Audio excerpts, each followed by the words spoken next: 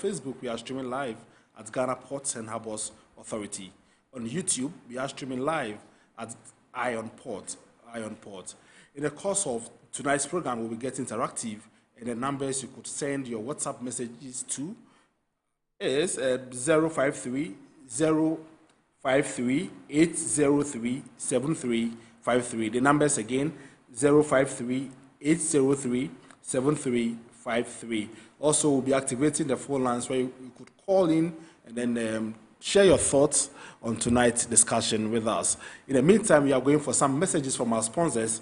We'll be right back.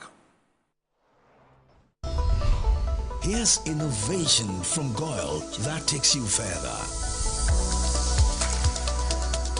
New Goyle Super Synthetic 5W20 and 5W30 lubes have been expertly crafted with the latest in liquid engineering technology, highly advanced for modern engines, prolongs oil change intervals, save you fuel, clean, protect and enhance engine performance.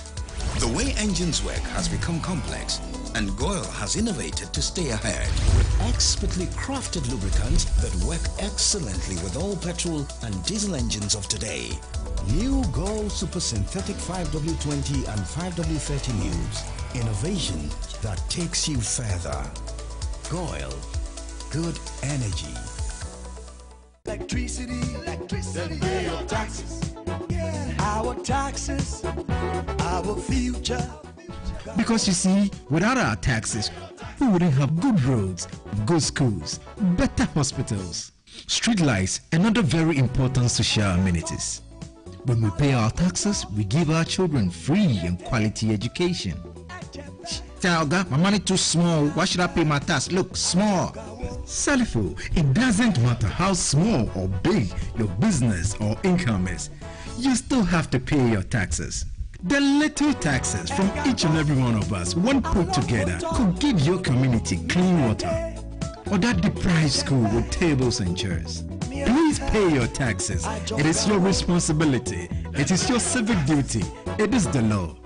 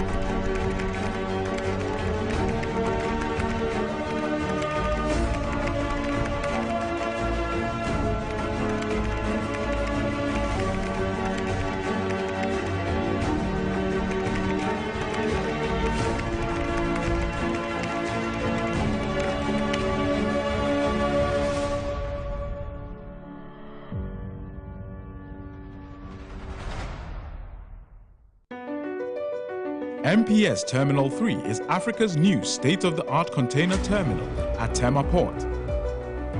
For manufacturers, agro-processors and traders, the new port means business can be done faster. This infrastructure boost will improve Ghana's port handling capacity, connect more trading routes, and oil the engine of growth for the economy, creating greater opportunities across all sectors as Africa's markets merge and become the largest trading bloc globally. MPS, we connect, you thrive. Business and life can be like the sea sometimes. Sometimes serene, sometimes calm, sometimes turbulent, and at times it brings the unexpected. However it is like, trust Phoenix Insurance for your home, car, business, and marine insurance needs. Call 0302-246-319 or 0243-690-492. At Phoenix, you experience a delightful service delivered with wisdom. All right, so welcome back from the break. It's now time for us to take a look at some stories happening within the port and maritime industry.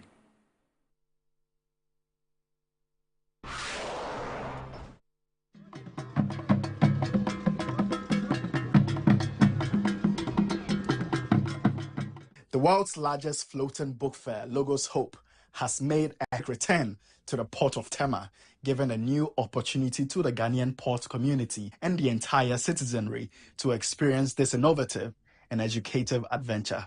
The 50-year-old ship houses 350 volunteer crewmen from different nationalities and boasts a selection of over 5,000 book titles across a wide range of categories, including science, arts, lifestyle, religious, children's book, self-help and motivational books, among others. The 132-meter-long, 21-meter-wide ship is currently docked at berth 15 at Terminal 1 of the Port of Tema, and until the 8th of September is open to the public between 1 p.m. and 6 p.m. each day of the week, except Mondays. The President of Ghana, Nana Akufo-Addo, together with other state dignitaries and industry stakeholders, paid a visit to the ship during her opening ceremony last Thursday. The Director General of the Ghana Ports and Harbours Authority, Michael Lugoje, expressed pleasure at the return of Logos Hope during his welcome address. It is an honor for us to have Logos Hope visit us once again. We cherish all the past moments of other visits that have come before. And I think when COVID came, we're all worried and saying, when shall we have Logos Hope visiting again? So we are happy that you are here today. You are going to be with us for the next couple of weeks, and of course to the Port of Takoradi as well. The team from Logos Hope expressed their excitement at their return to Ghana and re-emphasized the essence of the Logos franchise, which seeks to provide hope through knowledge sharing. One of the things that we do on the ship is we organize ourselves into what is called ship families. And so I am father to about 10 children on board the ship. And one of them, in fact, is from Ghana. Yes, in fact, he is with us here today. I met him 3 years ago when he joined the ship in Sierra Leone. And what touched me was his humble service to the Lord. And I thought to myself, if my ship's son is a representative of his nation, I look forward to seeing this nation. We arrived at Tema yesterday evening with a desire to join efforts with your people, to share knowledge, to share help, and to share hope, to see communities transform and lives change. I believe in partnership. Partnership is so important when we come into a country, working together one with another. And I'll tell you what, you at the Port of Tema do the best of anyone in the world. I cannot think of a better port. So thank you for inviting us again, and it's great to be back in the Port of Tema. We are waiting for all of you guys to come and visit us. We are waiting and we're so excited to be back. I think this is the first time we're back to a country after 2 years of visiting. So we're really excited. We got a really good response last time and we're hoping for much more this time. Welcome to the Logos Hope.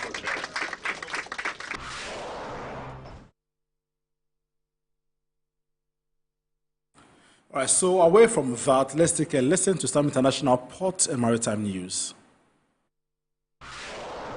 Despite the market uplift from Red Sea disruption, Maersk's second quarter earnings lagged the same period last year as higher costs met lower revenue. Maersk pointed to multiple positive indicators for the global economy in its second quarter earnings report, including expectations of 2.6% global GDP growth in 2024 and 5 to 7% growth in container demand over the past year.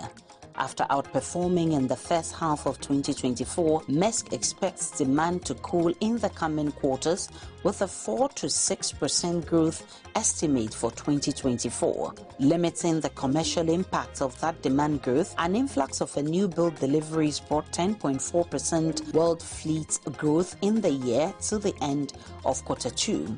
While Red Sea diversions soak up much of that added capacity, the group's results show that the current market strength falls short of even the tail end of pandemic disruptions in the second quarter of 2023.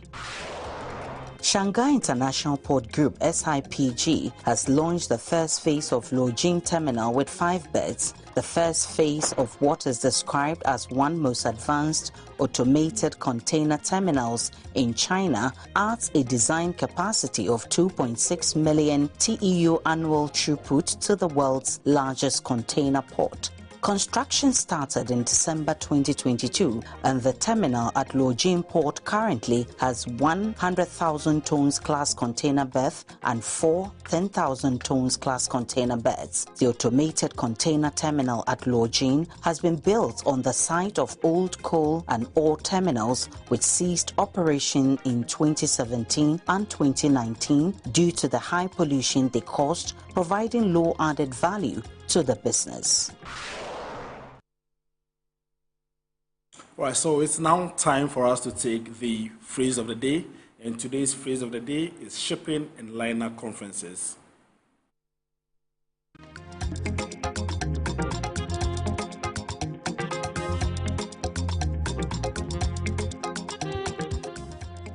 Shipping and liner conferences refer to agreements between several shipping lines carrying out regular liner services in a determined geographical sector.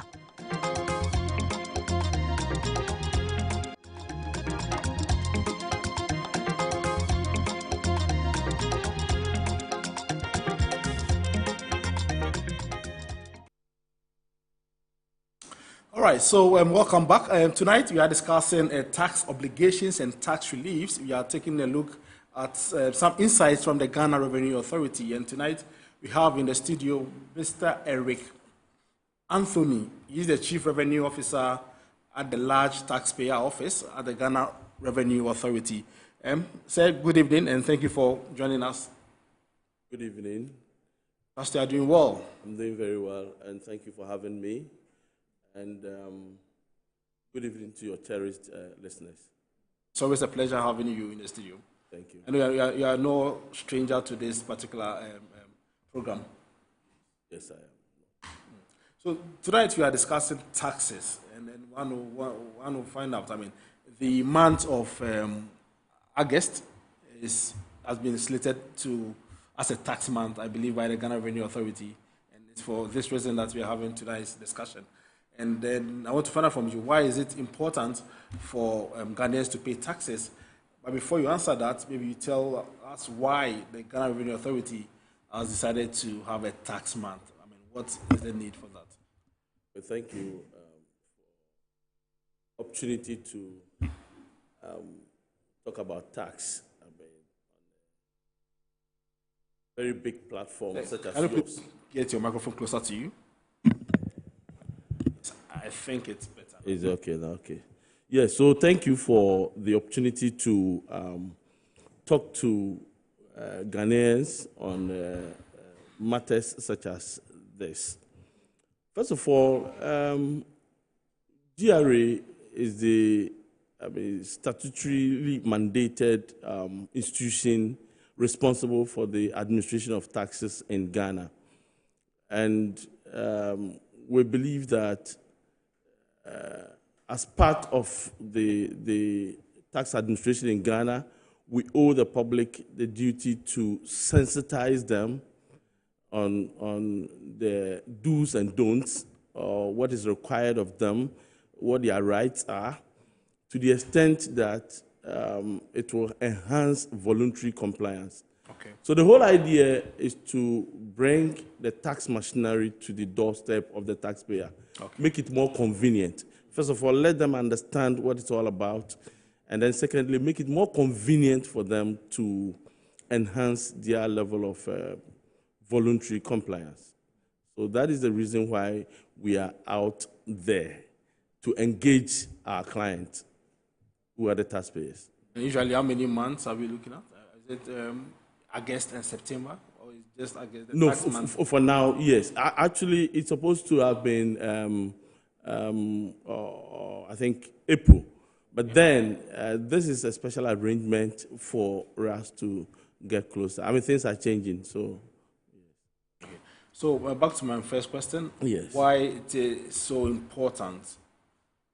Why is it important for Ghanaians to honor their tax obligations? And also, how do these taxes contribute to national development? Okay, thank you, Solo. It's been said that the price for maintaining a civilized society is tax.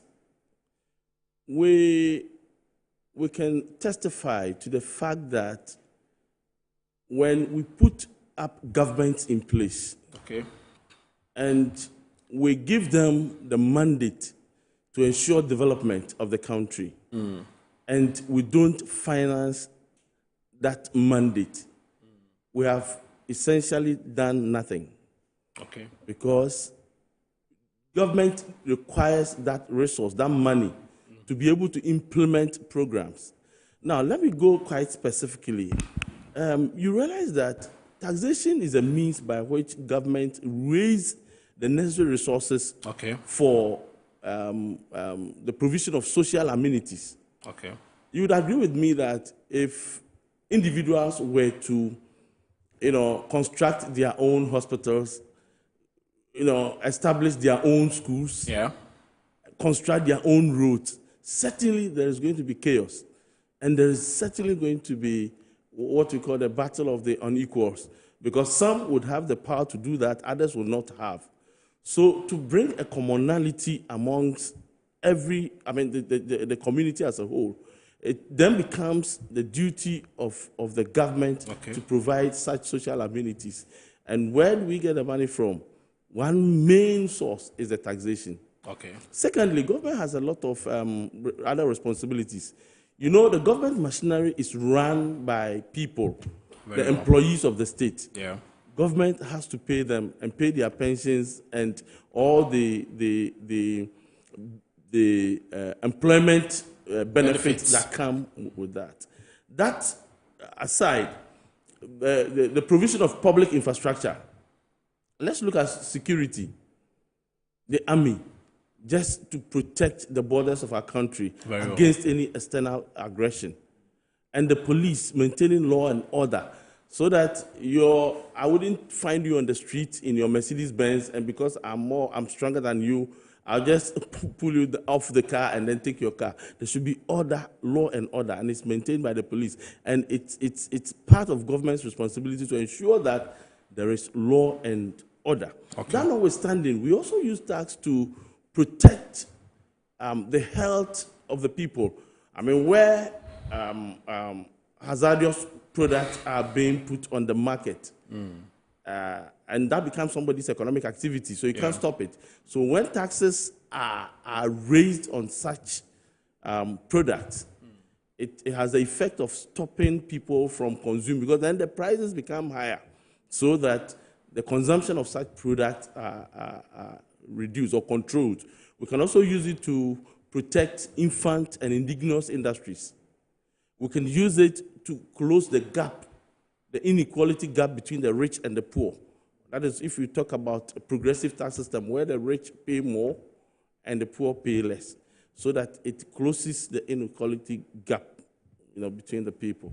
So we can go on and on and on and on. But the basic point to be made or to be taken home here is that taxes provide the resources for government to function and to execute the purpose for which we elect them into office.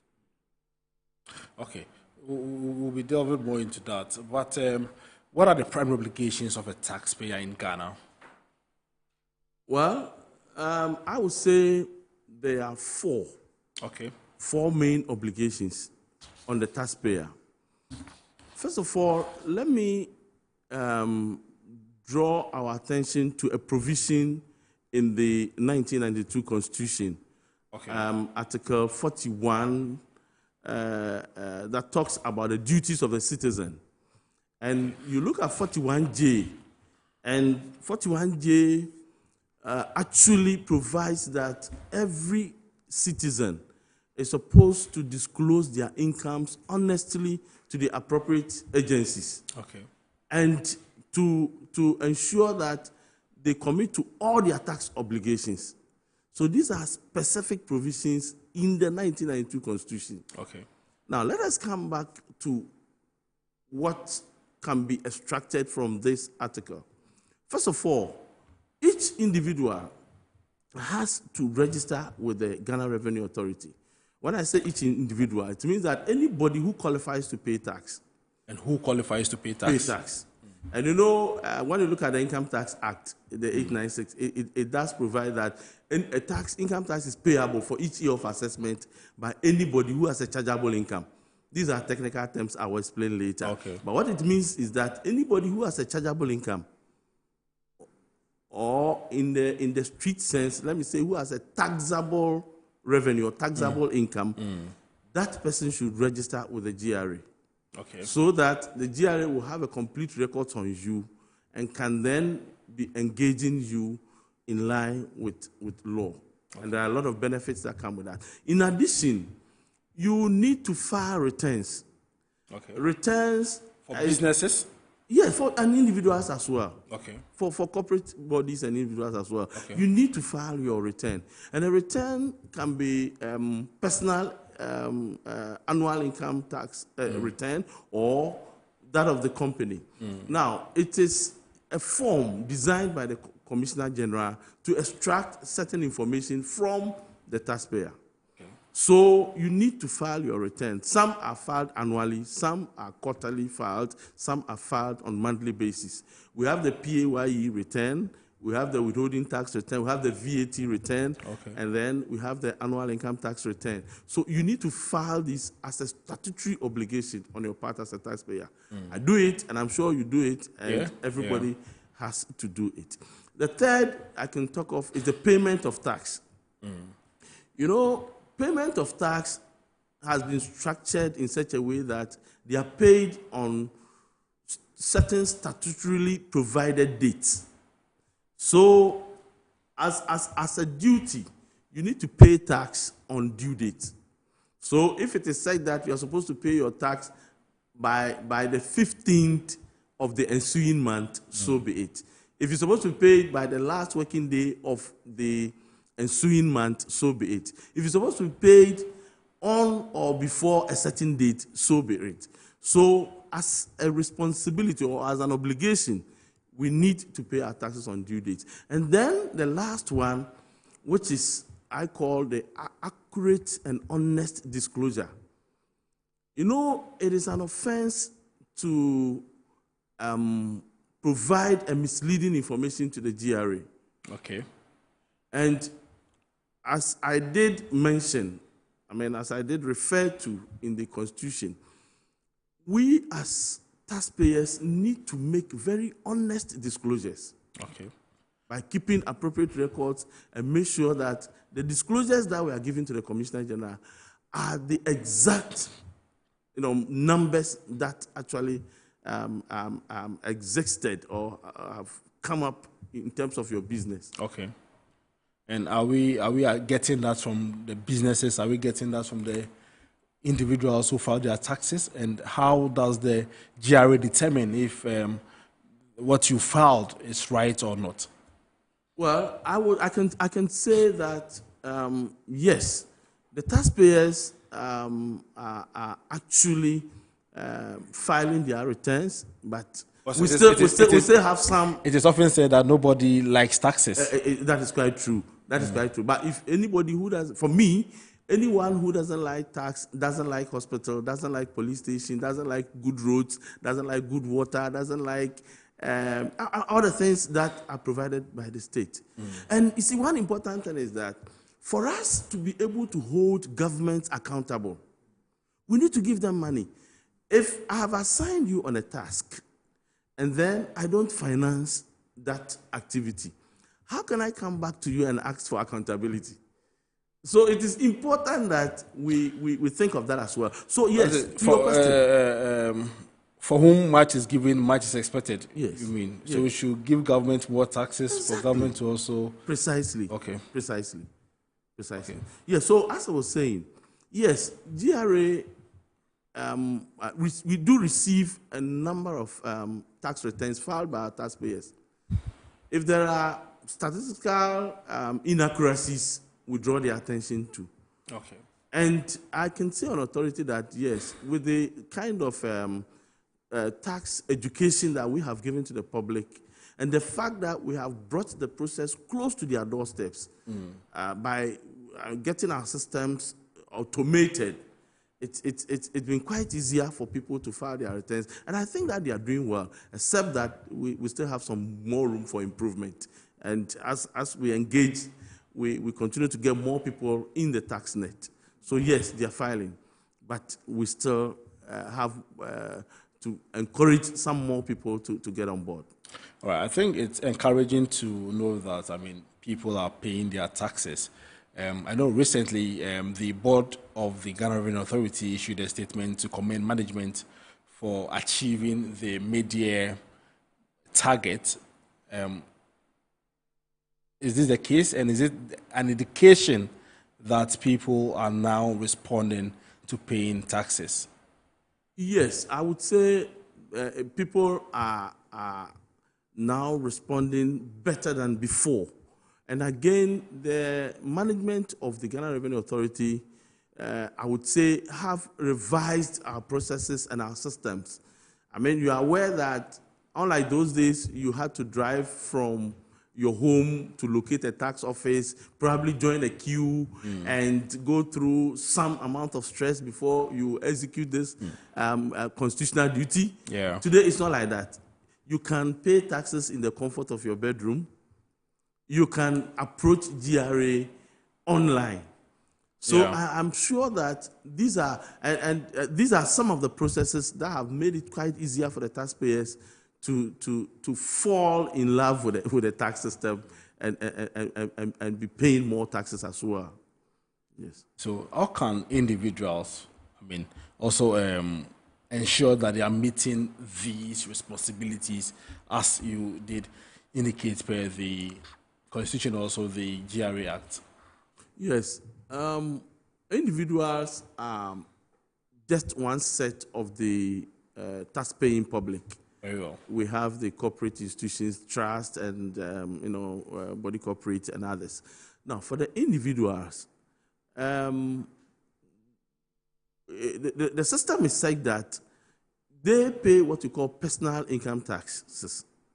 Personal income taxes. Okay. The sources upon which the taxes are imposed are three.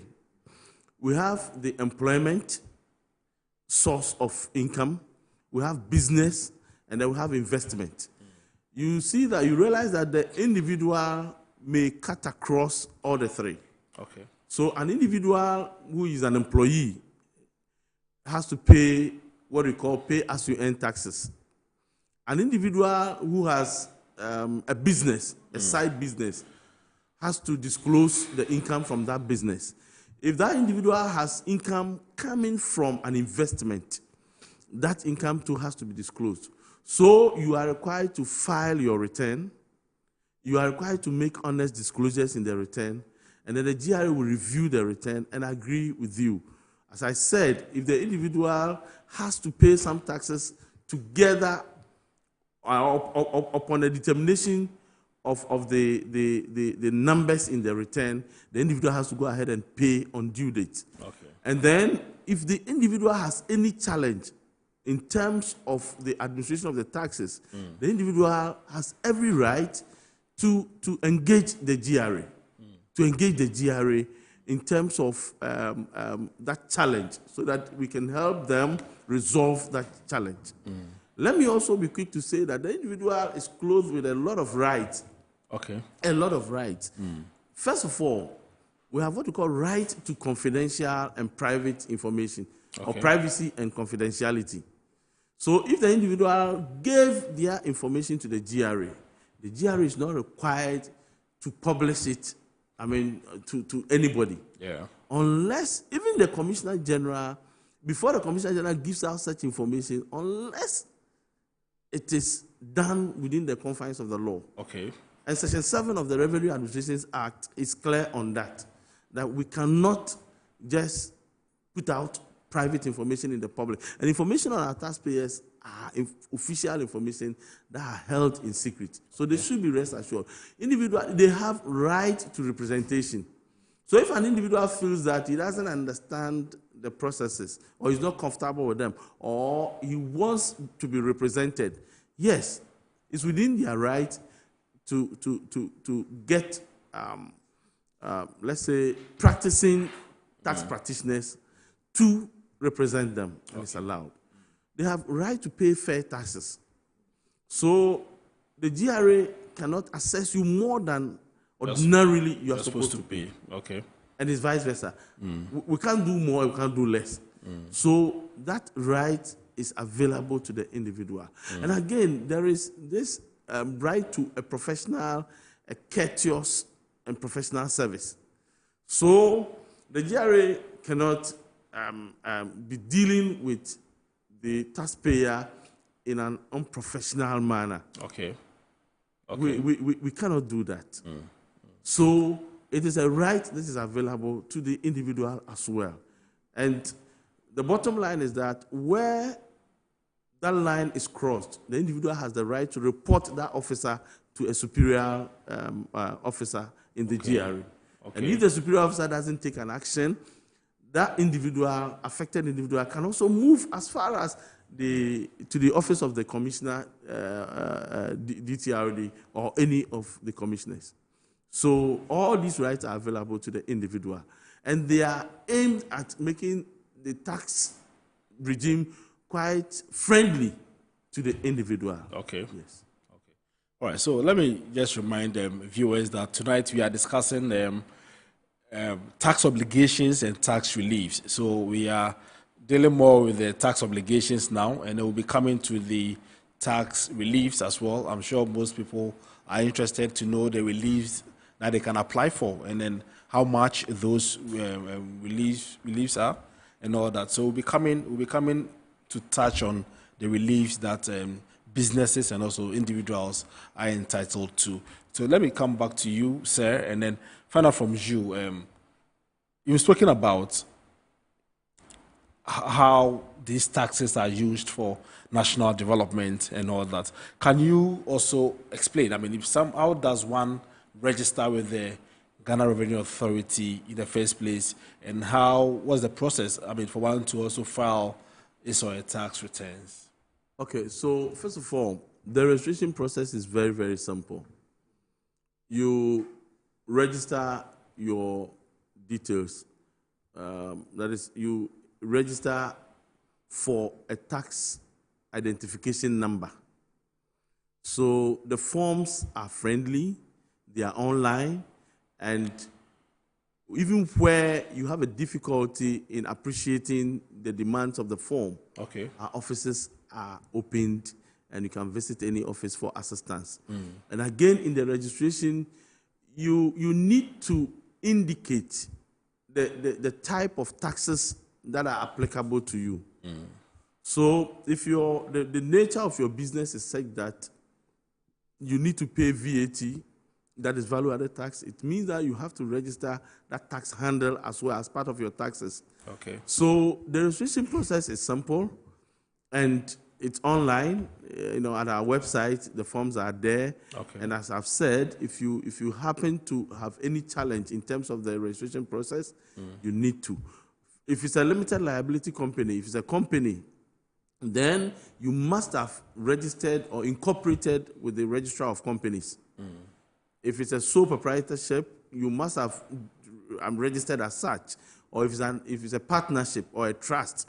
So depending on the angle from which you come, there are forms that are available for you to complete and then file, and then the GRA will take up the process and issue you with your tax identification number, and then we start business. I mean, it doesn't automatically mean that as soon as you register, immediately GRA will just put a liability on you. No, we'll discuss. It's on a case-by-case basis. Okay. So there have been calls, for the Ghana Revenue Authority to broaden the tax net. I want to find out from you, is this something that the GRA is pursuing, and also have there been any successes in that regard? Yes. I mean, every serious country is serious about its source of revenue. And one such source is the tax, as we are discussing. Yes, we have, I mean, with the new management, we have put in place a lot of strategies and plans to widen the tax net. Okay. And that is why these days you see that there's more talk from GRA on the various platforms than ever before. The idea is to, first of all, bring the good news to the people. And it's a way to get voluntary compliance from them. That notwithstanding, we have simplified our systems and made them automated so that even if you don't have the time to come to our office to engage with us, you could still do so in the comfort of your home. It could be in the night, it could be in the morning, it could be, it doesn't necessarily have to be between 8 o'clock in the morning and 5 p.m. Yeah. And I sit here to encourage everybody, the professionals, doctors, lawyers, I mean, everybody who knows that he has to pay tax knows that I have to pay tax. Except that sometimes we want to procrastinate, I'll do it later. But I believe that the time is now. Because it is better, and it's within our laws, for you to make voluntary disclosures than for GRA to find you. Yes. I think that would be more expensive. And it will not excite us to find you and apply the rigid laws. You know, so in fact, that was actually going to be my next question as to whether there are potential consequences for failure to file your tax returns on time. Yes. Yes, there are. You know, filing of tax return is a statutory duty. Yes. And a duty of such nature that doesn't come with punitive consequences. I'm sure might be downtrodden. I mean, nobody wants to respect that. Yeah. Yes. So for failure to file a return, you know, returns are supposed to be filed on a that is by the end of the fourth month after the end of your accounting year or your basis period. Okay. Now, if you fail to file and you don't seek that special dispensation from the commissioner regarding extension of time to file your return, then what it means is that you have not complied with the statutory provision. Okay. And if it's for the individual, I mean, corporate income tax and the personal income tax, the failure, you have to pay what we call some money. It's supposed to be 500 cedis, and then for any additional day in default, you pay 10 cedis as well. Okay, so let me get to let's get this right. Yes. So you mean if you fail to file your tax For the first day of the failure, that is 500 cedis. Yes. In the subsequent days, you're going to pay how much? 10 cedis. 10 cedis each day. That the failure continues. Okay, but is this punitive enough?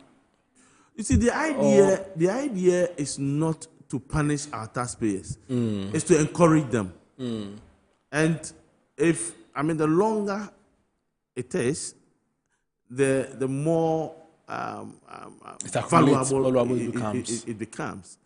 And this is just for the returns that you have not filed. Okay. But the taxes that would have been paid on that return would also come with its own punitive regime. Okay. And that is where I think the weight of the punishment sanction is. Okay. Yes. Okay. And again, if it is for what you call communication service tax, then you pay 2,000 for the failure, and for each day in default, you pay 500 Ghana cedis.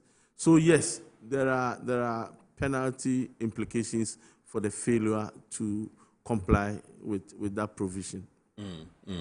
Talking about expanding the tax net, there is this, last week we were having some discussions and it centered on these artisans, who come to work for us. We call them to come to work and they are able to, we pay them and they don't pay any taxes to government.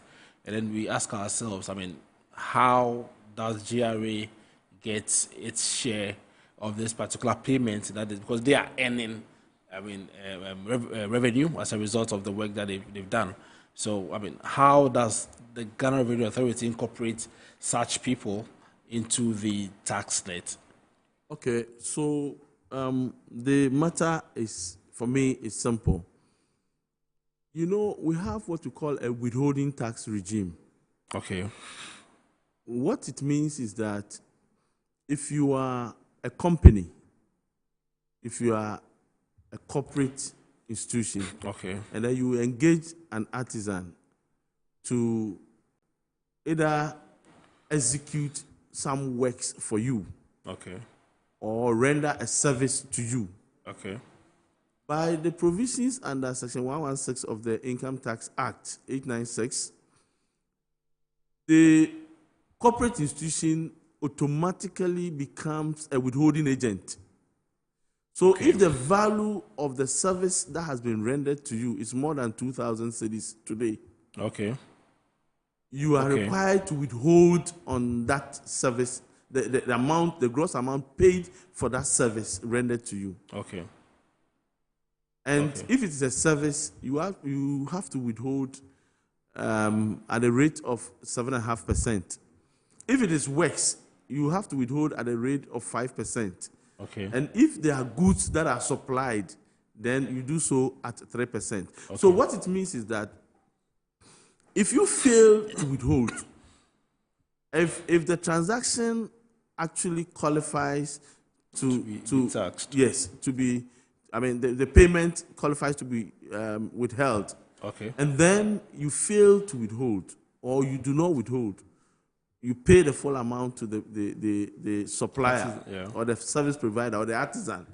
Then it means that you have not complied with a provision in the law. Okay. Again, if the artisan does not qualify, for instance, if it's one-off type and the amount we are talking of is about 1,000 or 500, then it's not up to 2,000. But if the artisan the arrangement is such that the artisan will be supplying or be doing other supplies in the course of the year, value of which when put together or when aggregated will give you the 2,000 or will cross the 2,000 cap, then that payment has to be subjected to withholding tax. So the responsibility is on the corporate institutions to do that. An individual, except in certain instances, individuals are not automatic withholding agents. Okay. Right. Good. So meaning the artisan who works for me, if I want him to pay tax, and looking at the amount I give him or the scope of work that is going to do within the year, I have to come to the GRA to draw your attention or what? No, so what happens is that, because you spoke about the corporate. Yes. So what about the individual? So the individual, you are not required by law to withhold. Okay. You are not required by law to withhold, unless it is in the line of your business. So you are an individual, you are running a supermarket, you are running a pharmacy, you are running a filling station, you are running a business, and you are using the business to engage that artisan, then it's a different matter. But individuals, as we sit here, if we engage an artisan who provides a service for us, the law doesn't automatically make the persons paying, we are not made withholding agents. So we don't. Yeah, but not us withholding, but then how does the artisan pay the tax on the earnings that is gained? Yes, that is what I want to understand. So we have a system. If it is said that they belong to the artisan, I don't know which specifically you're talking about, but if they belong to the association, then they are a group that are issued with tax stamp. We give them tax stamp, which is given to them as, and they pay for that the stamp as part of their taxes paid. You know, so we have a special arrangement for those small ones, so that they are also brought into the tax net. But this is different from artisan like an electrician, a painter, and those who have established their own shops and they are doing very, very well. Okay. I mean, they have to register. They are also required to register with the GRA, as we have discussed, and then file returns and make honest disclosures to the GRA. Okay. So what measures have you put in place? I mean, the Ghana Revenue Authority, what measures have you put in place to ensure transparency and also, I mean, prevent tax-related scams? Okay. So first of all, we have ensured that our staff that engage, the frontline staff that engage with the taxpayers, have been well trained, and we know the quality of staff that we are putting out there. And secondly, when they come, they are supposed to disclose their identity. So you need to verify their ID cards and ensure that these people are actually from the Ghana Revenue Authority. And again, when it comes to payment, one historic step that the GRA has taken is the cashless arrangement that we have put in place. Okay. So today, I cannot come to you and ask you to give me the tax in my hand, fiscal cash, and I give you receipt. Yeah. It's a thing of the past now. Now, you pay online in the comfort of your home or anywhere at any time, and through the banking system or mobile money, or so you don't have that risk of human exchange, interface, yes. So that somebody could be corrupted or somebody could be tempted. So these are the processes that we have put in place to sanitize the system and to give assurance to the taxpaying public that their monies are actually ending up in the consolidated fund for the state to work with it. Okay, so we'll be coming to the relief side in a bit, but then let me also find out from you the payment methods. I mean, you spoke about the cashless system and all that. What different type of payment methods are available to whoever is paying taxes? Okay, so first of all, you can do a bank transfer. That is bank-to-bank transfer. You visit the nearest bank to make a direct transfer into the GRA account. Secondly, you can do mobile money. Okay. By using so GRA accepts mobile money? Yes, by using the USSD code. You dial the *222# and then you follow the prompt, and then you can pay. And then again, if you want to use your debit card or your credit card, internet banking, make transfers with those cards. I mean, the bank, using the bank apps, they are all available. So the whole cashless arrangement is supported by these means of payment. So these means are available to the taxpayers. Yes. Okay, so let's go for a break and come back and then come and discuss the reliefs. Hello, so you're still watching Iron Pot. Tonight we are discussing tax obligations and tax reliefs. We are taking some insights from the Ghana Revenue Authority, and my guest tonight has been Eric Anthony. He is the Chief Revenue Officer at the Large Taxpayer Office in Accra, and we've been discussing some obligations. I mean, what's expected of us as citizens in the form of us paying our taxes. I mean, honoring our tax obligations to the state. In the meantime, we are going for some messages from our sponsors.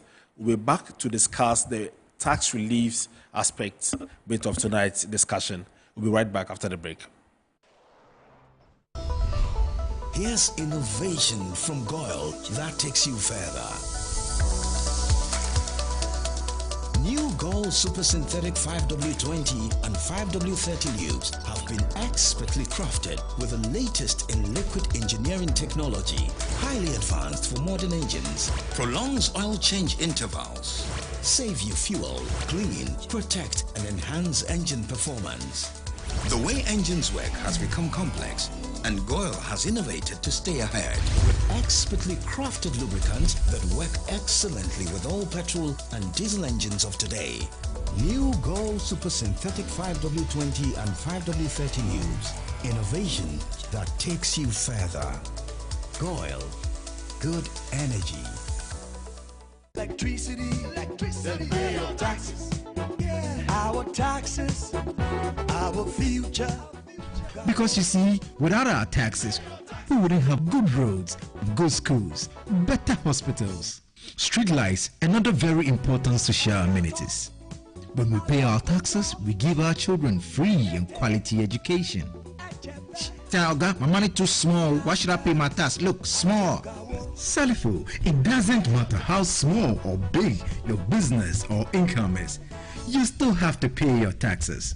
The little taxes from each and every one of us, when put together, could give your community clean water or that deprived school with tables and chairs. Please pay your taxes.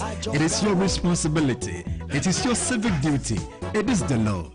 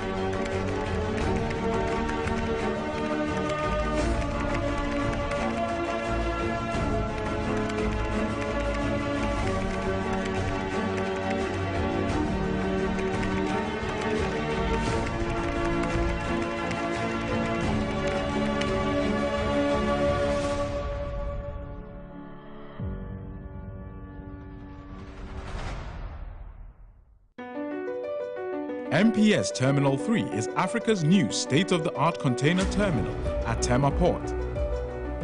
For manufacturers, agro-processors and traders, the new port means business can be done faster.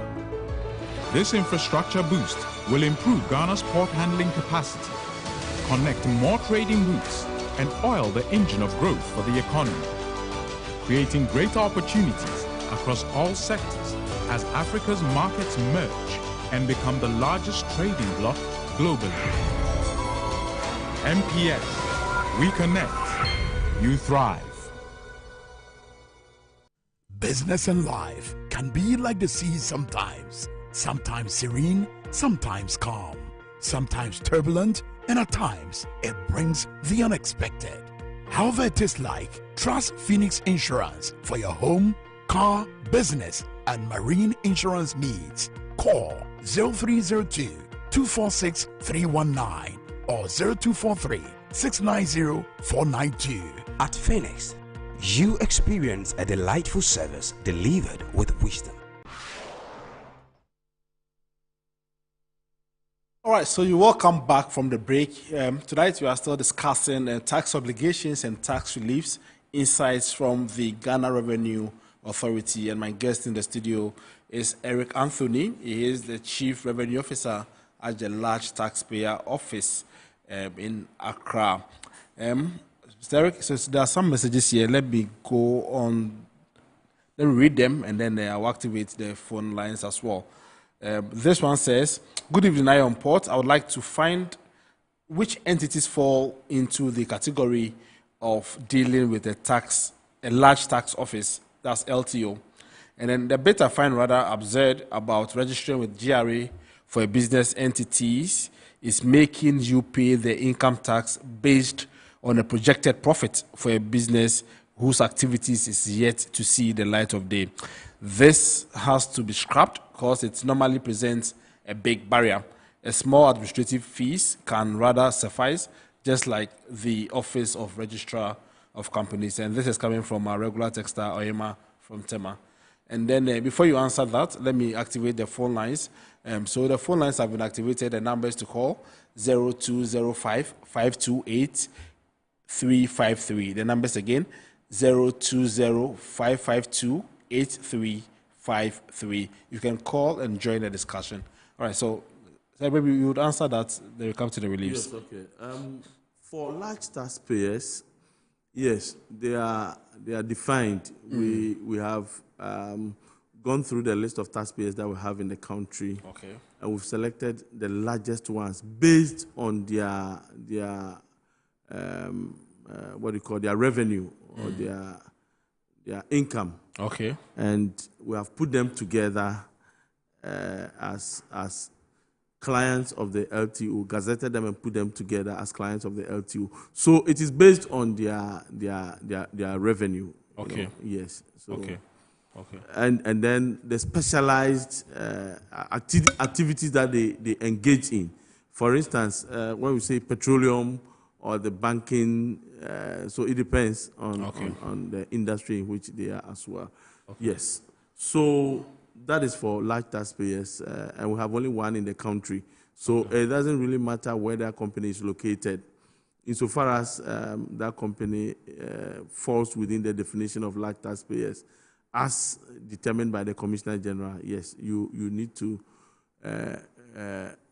have your tax engagement with the large taxpayers office. Yes. Okay, so now, we'll be coming to those concerns. So yes. let's go to the phone lines and welcome Erica from Tema. Hello, Erica.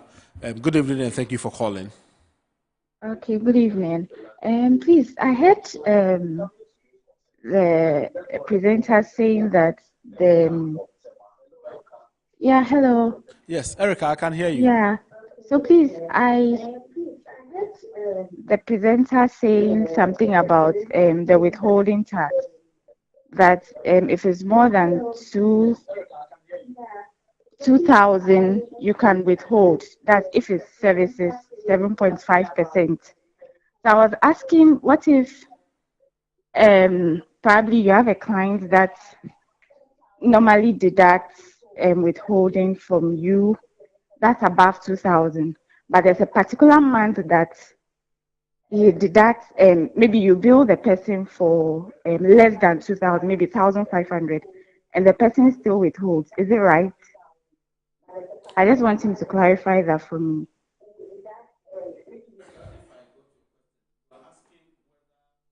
If there is a transaction value of which is about 1,500, can the withholding agent still go ahead and withhold? Is that a question? Okay, I'll presume that is a question. Yes, I understand she's off, so you can proceed. Yeah. So what it means is that there is a threshold of 2,000 Ghana cedis as the minimum that the withholding agent can or cannot withhold on. So if it is more than 2,000 cedis, the withholding agent is enjoined to withhold on the gross amount.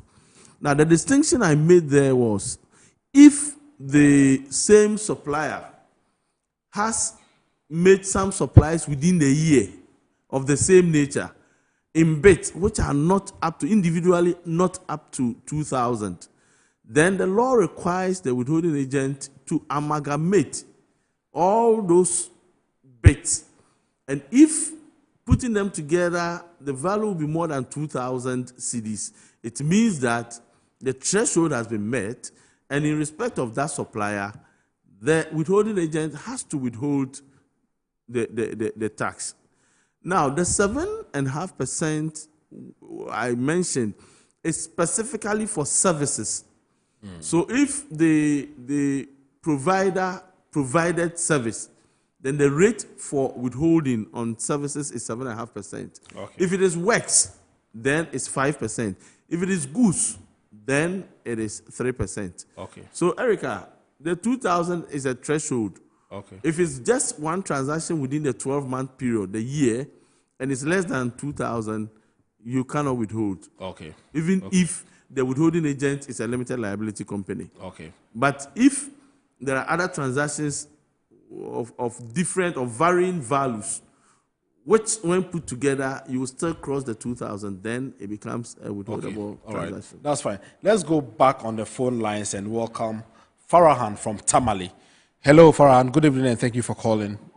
Good evening. Please, I just joined your discussion, and I have a question. Okay. To ask, about I'm a carpenter, so I registered for a business certificate, which is enterprise, and I want to ask, how do I pay my taxes on that? Okay. Okay. All right. Thank you very much, Farhan. My guest would answer you in a bit. And I think, isn't it, intriguing and also a positive thing to have people calling wanting to know that they are eager to pay their taxes? I think it's a good thing. Precisely. I agree with you. And Farah, I just want to thank you for the information that you have given us, that you have gone to register. That is a statutory requirement, and it is indeed very, very, very good that you have done that. Now, you have crossed the first step, so now your details are in the DRA system, or they are on the DRA system. So in the registration, I'm sure you would have registered a tax type, whether personal income tax or value-added tax. It depends on which ones are applicable. So the type of tax handles that you have registered with us, they are those that you would have to respond to or pay taxes, pay on. Now, if you have any challenge as to where you want to start from, I would advise that you engage our officers in Tamale. We have officers in Tamale. Just engage them to take off from there. But I'm sure that the registration process would involve you registering the tax handlers that are applicable to you. And from that point, filing of returns and payment of taxes and all the other obligations will follow. If you still have a challenge, please advise that you engage our officers there, and they will be ready to help you. All right. That's fine. And let's go back on the phone lines and welcome Jamara from Sapeman. Hello, Jamara. Good evening, and thank you for calling. Hello. Yes. Hello. Yes, please go ahead with the submission. Good. Can I go on? Yeah, Jamara, I can hear you. Please proceed. Good. Now, our host, fine, boss, good. You when you asked him, how can we zone in millions of people who are outside the tax net? See, for me as a civil servant, I paid my taxes for 35 years since I started working. At the end of my working life, I was paying millions of cedis, over 500 cedis as tax. As he said, that is simple. That is simple. But we are talking about the millions of people in the informal sector who we claim is the engine of economic development. That's what everybody says.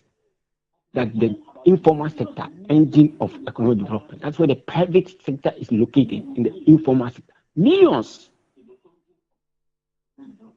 Okay. Jamara. That is where I heard you asking our boss that question, but you see the answer, he said, you see, the international financial institutions we go to borrow money from always tell us that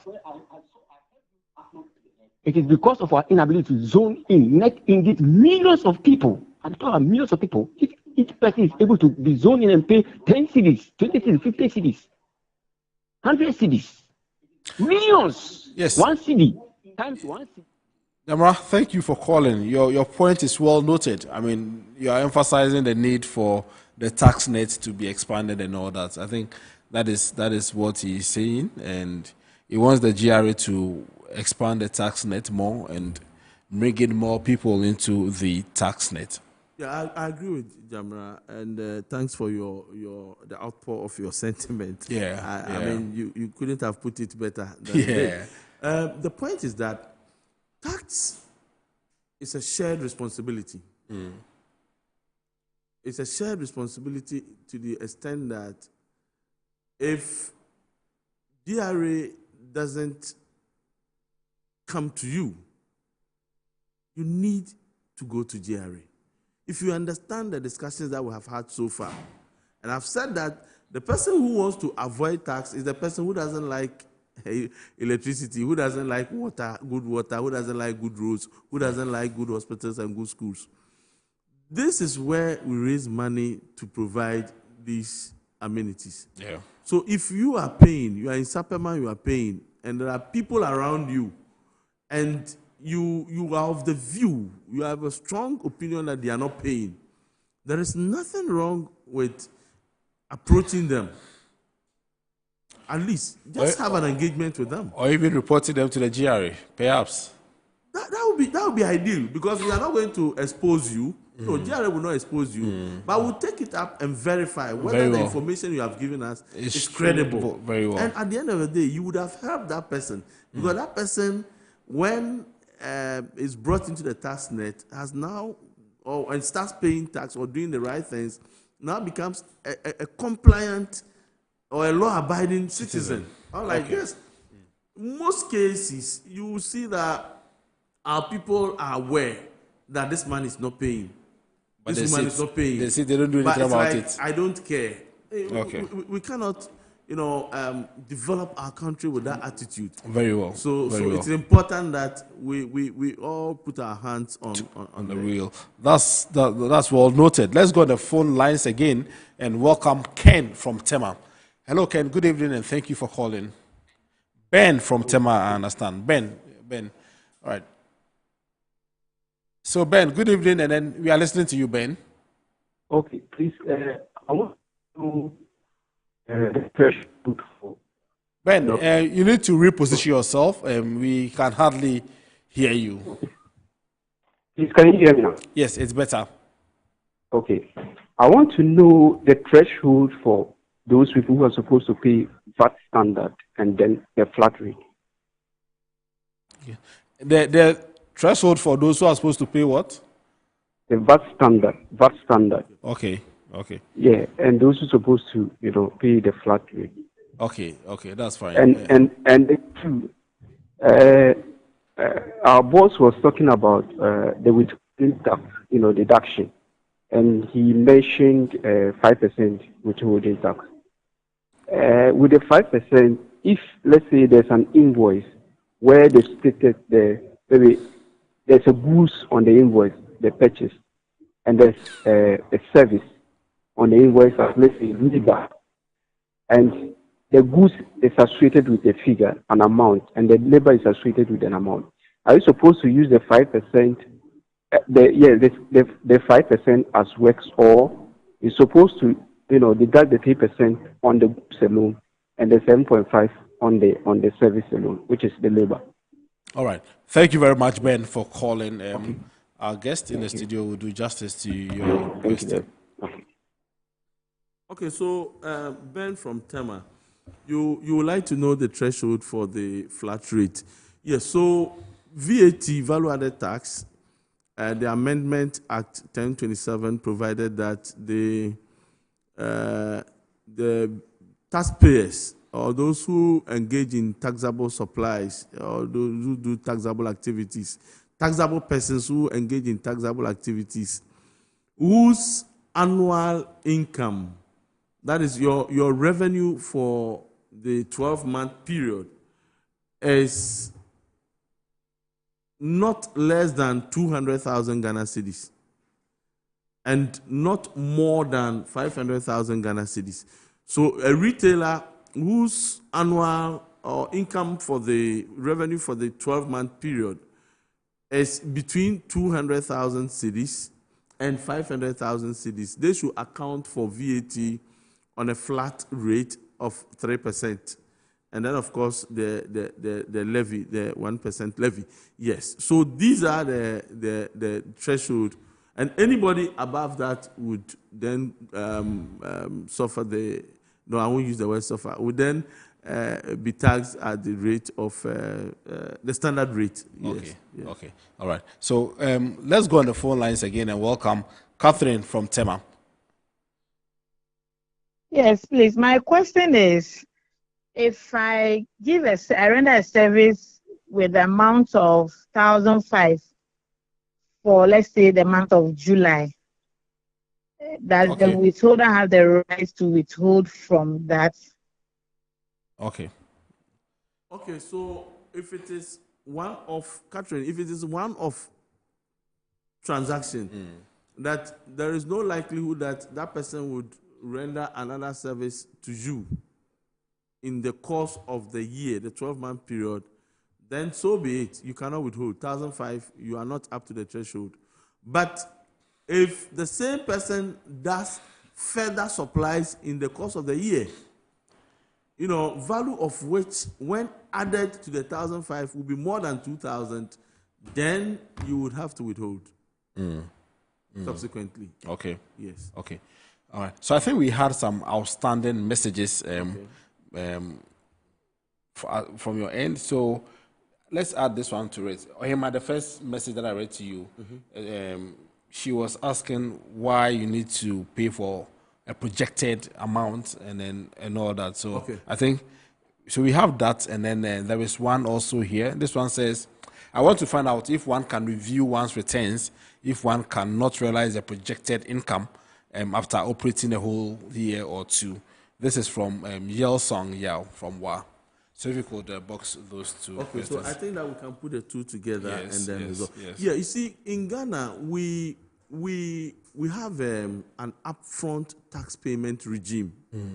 When we say upfront, it means that at the beginning of the year, we begin to think of how much taxes will be paid in the course of the year.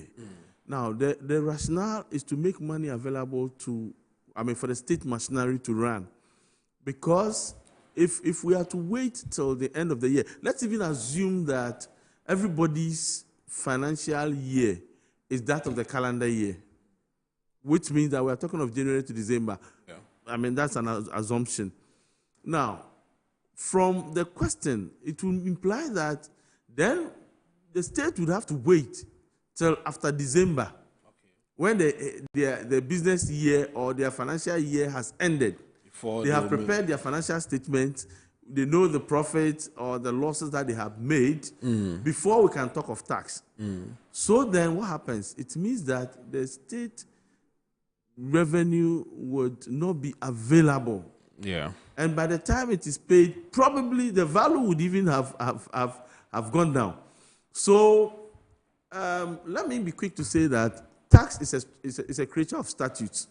We have fabricated our laws in such a way that our taxes are paid upfront.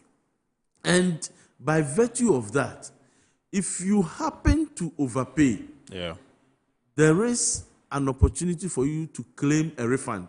And the refund is available. And I know my Commissioner General is ready to pay refunds. I mean, if it's been confirmed as a genuine refund, no, it's going to be paid. So now back to the issue.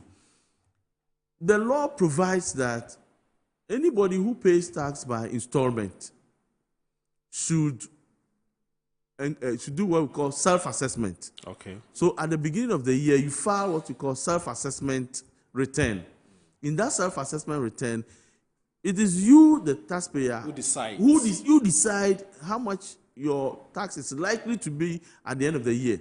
And then you file that return with the Commissioner General. So stating that at the end of the year 2024, I believe that, from the way I see things, I believe that I'll be paying a tax of, let's say, 100,000 cedis. So then you break it down into 4 quarters, and then you pay quarterly. Yeah. Now, the good thing about this arrangement is that any point in time before the end of the year, the assumption is that the year will end on the 31st of December. Very well. So any point in time after you have filed the first return, you can revise it. Okay. As many as you wish to. Okay. And but once the last one is filed on the 31st of December, the door is shut. It's closed. Okay. So you cannot revise it any longer. Okay. But there's a regime that comes with it that estimate should at least form about 90% of the actual at the end of the day. Okay. Which means that it's an attempt to get you to file not just any numbers, but something about actual. Very well. Right. Very well. Yes. Very well. Okay. So let's go back on the phone lines and welcome Enoch from Kumasi.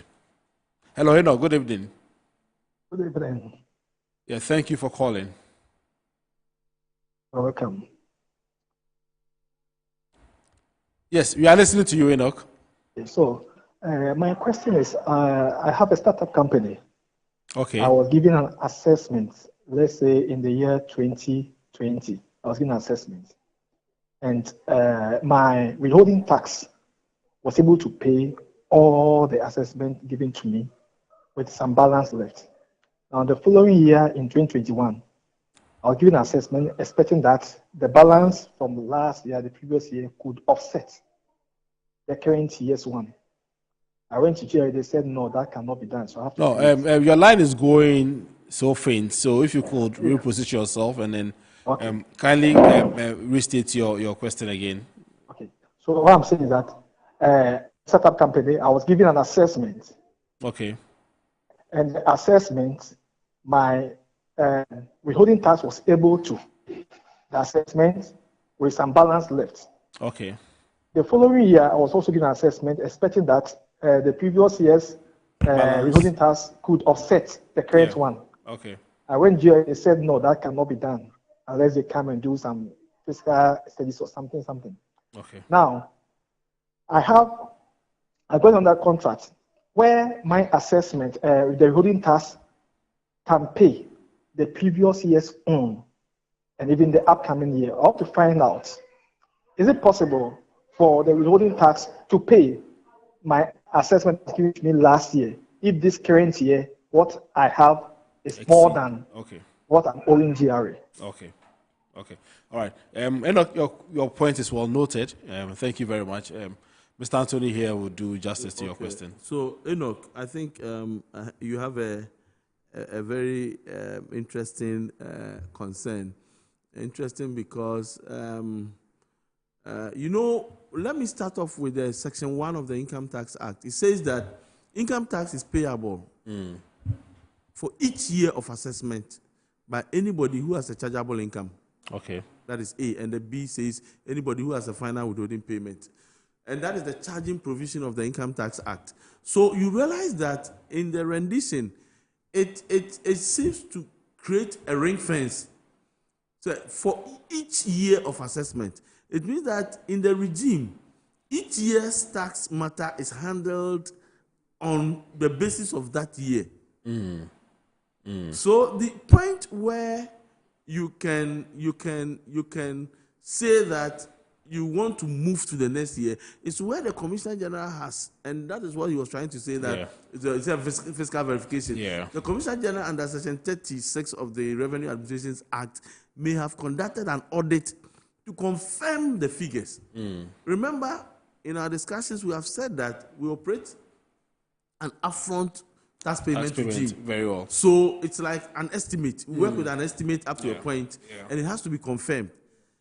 Let's remind ourselves that this is state revenue, and we are under obligation to make sure that we handle it as if we are handling our own revenue. Very well. Right.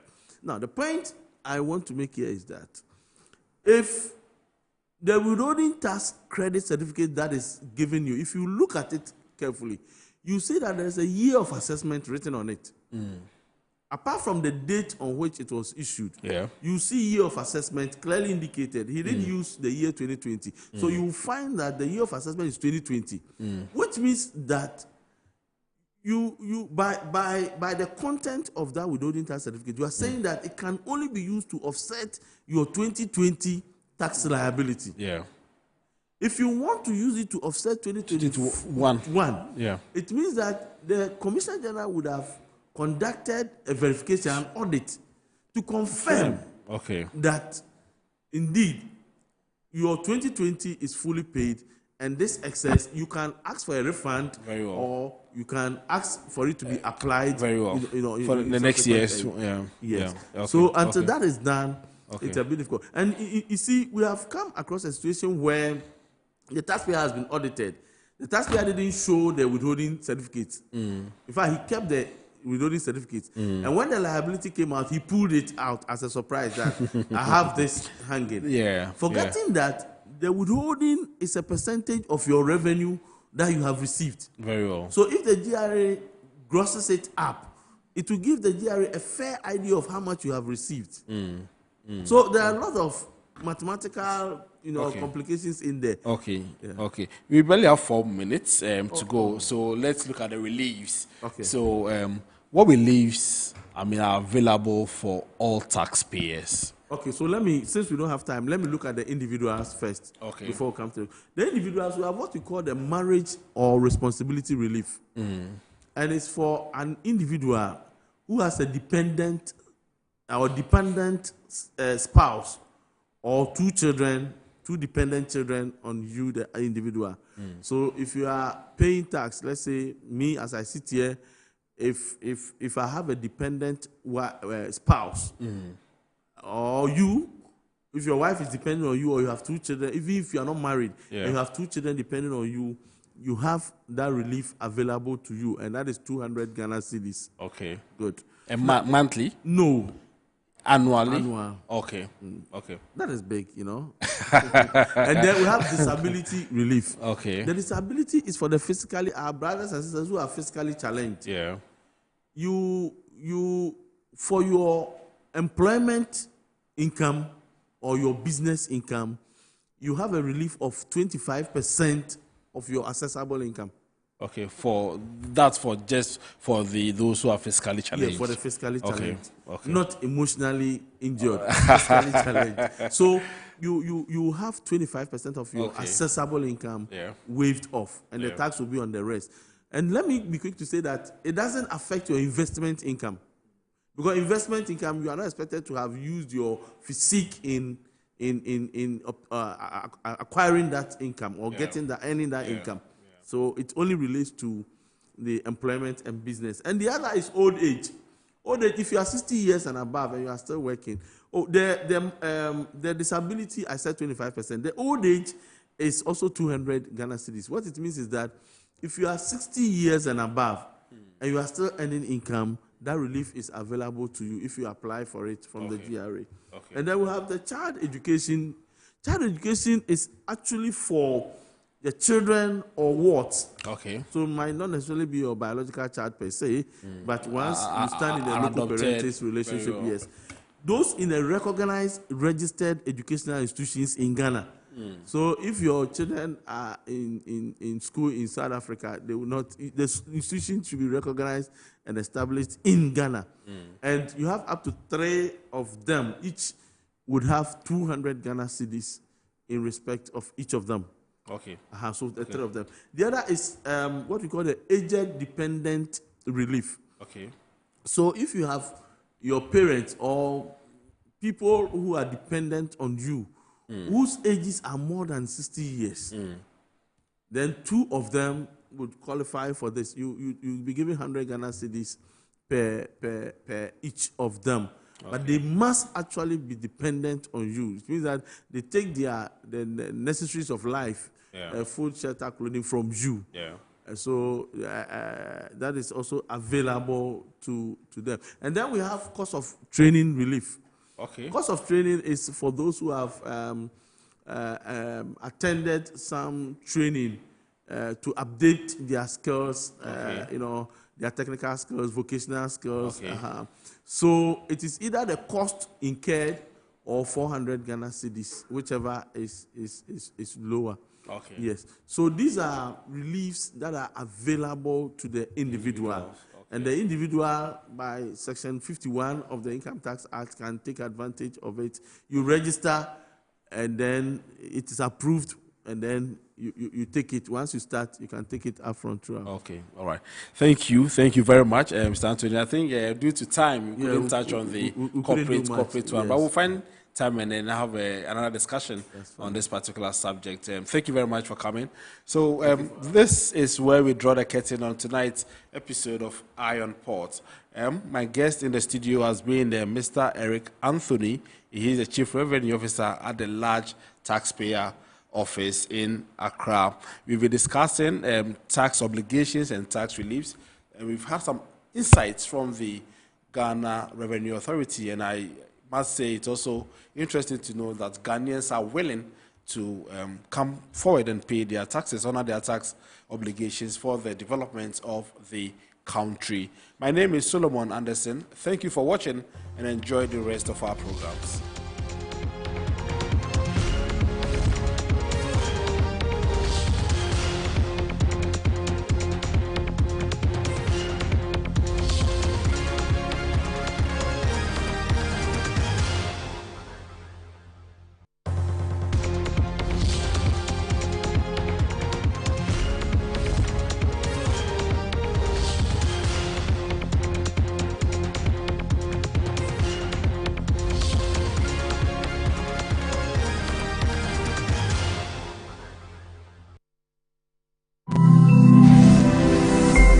Metro